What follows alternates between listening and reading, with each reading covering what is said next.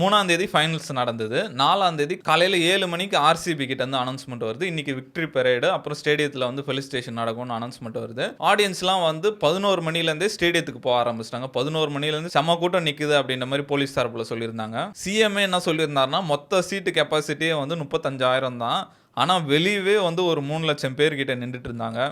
Government தரப்புல இருந்து என்ன சொல்றாங்கன்னா, அன்னைக்கு மட்டுமே மெட்ரோ டிக்கெட் வந்து 8 லட்சம் டிக்கெட் சேல் ஆயிடுச்சு அப்படின்னு சொல்றாங்க.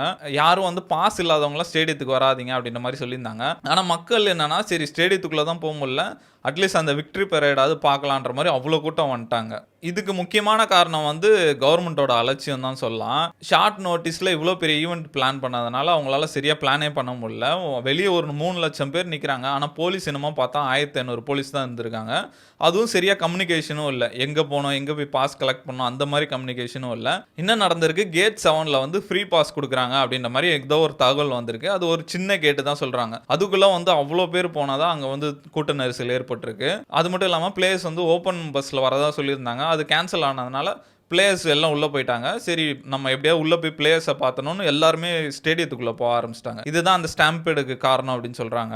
இந்த கூட்ட நெரிசலில் சிக்கி இப்போதைக்கு வந்த வரைக்கும் 11 பேர் இறந்துருக்காங்க. 75 பேர் இன்ஜூர்டாக இருக்காங்க. இதில் வந்து 4 பெண்கள் 2 குழந்தைகள் வந்து சம்மந்தப்பட்டிருக்காங்க அப்படின்னு சொல்கிறாங்க.